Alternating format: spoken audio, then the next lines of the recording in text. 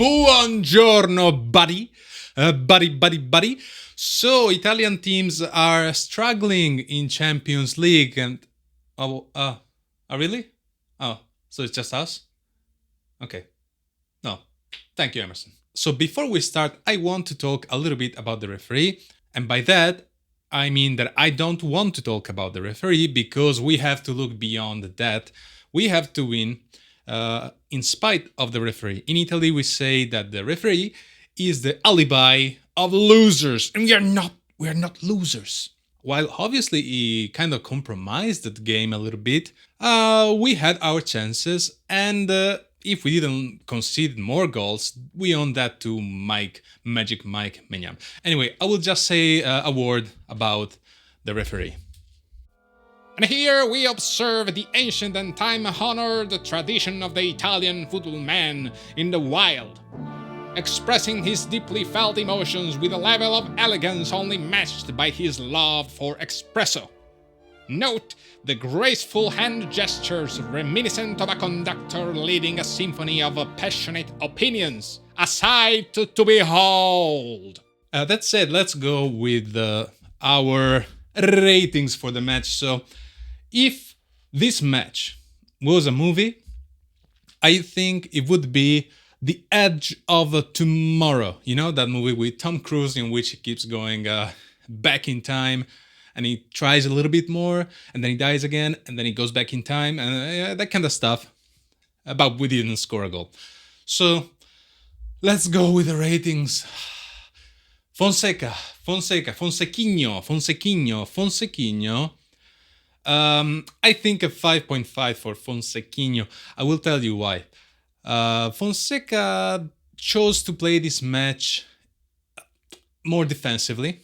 He said that in the press conference, even though he also said that, when you speak about Italian teams in the Champions League, the first thing that the people say is oh, they're great at defending. And Fonseca does not like that. He said, no, that's not how I play. That is not how I play. Except that then he played like that in the first half. So, what do I know? So, clearly he tried to play a more of a counter-attacking stuff, and I believe that he wanted to make his own plays, right? But we got blocked at the base, right? We could never build up play effectively because Bayer Leverkusen was pressing really high and nothing we could do about it. He chose not to put Morata from the beginning because he was worried about his condition. I can understand that, but maybe with Morata from the beginning we would have seen a different match, maybe a better match, because when Morata came in the team woke up, right? So in the first half, AC Milan wasn't really there. And I think it did 2 substitutions, right? Which tells you about the quality and about the availability of our players, right? It tells you that we don't have proper substitutions. I guess it tells me, at least, I don't know about you. But the loss is not Fonseca's fault because we had our chances and then there is so much that the player can do. Obviously, he's not the best coach ever, but this loss in particular, it doesn't feel so bad compared to the Liverpool one. This loss is a loss that, okay, Leverkusen was the better team, played better, they had more chances, and we owe it a lot to Magic Mike Maignan. But yeah, we had our chances, and I think the players are not as depressed, let's say, as they were against Liverpool. I think they have a little bit more confidence. At least that's what I think. I don't know. Let's go on with the other ratings. Now wait. Later. Maignan, Magic Mike Maignan. MVP, the king of the match. And that tells you something, because if your goalkeeper is the king of the match, that should tell you something. But also, Mike Maignan is a top player. And you see what happens when you have top players in the team. They make the difference. Okay, the first half, if it wasn't for Mike Maignan, we would have conceded more goals and the game will be like over in the first half, right? But fortunately, we have a really top player in the goal there, watching us with his beautiful eyes, and making a difference. Okay, so when the defense does mistakes, when the defense or the midfield doesn't play well, if you have someone reliable, that's awesome, right? And imagine if we have like a top player in each position. Hmm? And by each position, I mean the midfield. Hernandez, I would like to give him a 6. He left a lot of spaces, like his friend, for Leverkusen to exploit, but also that crossbar at the end, damn, that was painful. So overall, I think he did like a good game for what the game was. So I think like he deserves at least a 6.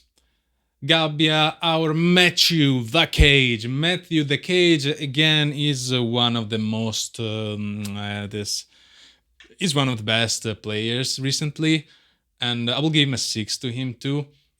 Leverkusen is not an easy opponent to go against, and like Boniface and all of those great players they have are really good players. So he did what he could, I think, and the goal is not precisely his fault. So Tomori is a little bit different. Tomori, I will give him a 5.5 because, well, he had some responsibilities, obviously, in the first goal, the offside one. And then he was not impeccable with the other. He could have done better, so I will give him a 5.5, even if some people might give him a 5. It's okay. Okay, Emerson. The name Emerson has ancient origins and it means brave, powerful, or in modern footballing terms, a fullback who bravely attempts to play the sport. A modern day symbol of effort over execution. He may not stop the opposition, but he'll always bring a smile, whether you're a fan of the game or just a fan of watching attempts. Likeable? Absolutely. Effective? Oh well. Fofana was one of the best. I will give him a 6.5. He was always very concentrated. He was careful, and he was shooting. He was carrying the ball. He was doing a lot of stuff, right? Because at some point he got like a piece that nobody was shooting. Nobody was trying like to put a little bit of cattiveria, a little bit of anger. And he chose to do it himself. So Fofana started bad, and now he's growing. Now he's better. Okay, so it's a good. As of now, is being a good defensive midfielder. Not the super high quality players we want, but better than nothing. And Ruben Loftus the Cheek. I feel like I repeat myself a lot with the Ruben Loftus Cheek. We could see that as just not his role, guys. What he can do best is progression with the ball, and when he can do that, he's good at doing that. But in this formation, it doesn't quite match. There is not like a place that you can pin him and say, "That's you, Loftus, that's you. Do your best," you know. And it's kind of painful because we have this player and we don't know what to do with him. And yeah, can I say this again, or do I get insulted for it? But our team is not completed, and we should try to fix it in January. Let's go with who is it? Reijnders. Reijnders played as an attacking midfielder or as a pseudo striker instead of basically Morata. I'll give him a 5.5 because my Reijnders, my love, you have to shoot. You can't wait that long to shoot the ball. You can't wait that long. It's one of his problems. We knew that. Reijnders has this obsessive love with the ball. Like, he doesn't want to let it go. And I understand, because there are stuff that I don't want to let go, but we have to. You have to let it go. at some point in your life. So Reijnders, he loves too much the ball, and sometimes he keeps it too long, and yeah, we lose the chances. But we have to say that the most dangerous chances that we have are always through Reijnders and also Pulisic, I would say. And that said, let's go to Pulisic. Pulisic, I'll give him a 6. Okay, this was not his best game, and in the first half, in the first 30 minutes or so, he didn't really quite start the engine, I would say. But then you can see the quality of Pulisic. Pulisic or Pulisic. How do you pronounce this? I don't understand. People pronounce it differently all the times. So I will give him. I think deserves a 6. He didn't score. I don't understand this. There are people making fun of haha Pulisic didn't score. I mean, I'd keep Pulisic in my team all the time. So I don't understand this thing. Maybe it stems from the times when he was at Chelsea. Who knows? And let's go to Rafa, the defender, Leao. So here I will show you the duality of man, the duality of the mind, okay? Because a part of me is a little bit confused. So we know that Fonseca is teaching Leao to do the defensive phase, right? And we're also seeing that Leao struggles with doing that because it's not in his being to do that. The quality that Leao has are different, right? So a part of me is saying, well, you know what Leao can do well? Run. He's fast. He's an athletic player. He can do a lot of stuff well, but defending is not his best. Let's say his best characteristic, right? So why don't we try to play in a way that enhance Leao's best qualities and not the worst qualities, so that he can focus only on that, like really make him focus on that attacking phase, right? Yeah, but the way that Fonseca wants to play, everybody has to help in defense, and Leao should learn to do that too, even if it means that maybe he's going to be less decisive in attack. If he can defend well and help the team to score, then that's a great step, right? I don't know. I'm just watching by now. I guess Leao 5.5. Yeah, but you're seeing it. Leao, he was more focused on the defensive phase. He didn't play. He didn't have many balls to play.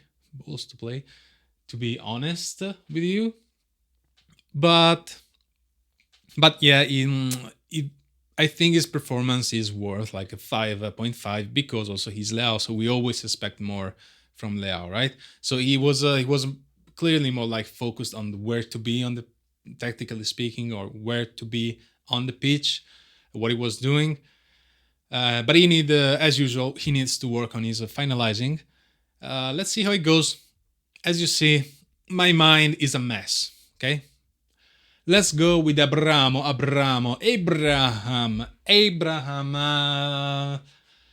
give him a 6. I think a 6 is good. He wasn't too dangerous, but he helped the team in the usual way that he does. His attitude was good. So I guess, yeah, playing 6 for Abraham, I think, is good enough from what I saw. And now let's go to Morata. When Morata comes in, the game is much better. The attitude of the team changes. You're it's Papa Morata, and Papa Morata is here. Yeah, now we can play more better. See what I mean? When Morata comes in, I don't know if he's a fighting spirit or what, but we become more dangerous, and I think it's because of his work off the ball mainly. When he doesn't have the ball, Morata does a hell of a job. He's always super hyper focused, and we need Morata in this team to play well. He also had a chance to score a header that he missed with So I don't know what to think about that. Like, it could have been an easy one. It was close enough, but like, yeah, you kind of have to score those kind of goals, right? But 6.5, I think, is fair enough. Fair enough for me, at least. Ciao, ciao. Did I forget anybody? Oh, I was forgetting about the substitutes. The other one, I think it was only one substitute. Crazy. Chukwueze. Chukwueze. I can't rate Chukwueze, so. But yeah, Chukwueze is not performing in AC Milan or in Serie A. He probably is a better player for Spain. In Spain, I think he can do much better than here. So if we can sell him, because I think Chukwueze is not a bad player. Chukwueze is just like Serie A is not for him. That's what I think, at the least. And there you go. There you go. These are my ratings for the match. What is Fonseca cooking? What is he cooking? What is he cooking? Is he cooking pasta or pizza? Is he cooking minestrone? Or is he cooking grilled meat? Or maybe he's not cooking. Or maybe he can't cook. That's the real question. Can he cook? Can Fonseca cook? Can you cook? Can I cook? I can, but can you? Vabbè, dai. Va bene. Ciao. Ciao, buongiorno. Ciao. Have a nice... Oh God. Today, wait, is Ring of Powers coming out? The last episode? Do I want to watch that? I don't know. I'm not enjoying that much, but then why am I watching?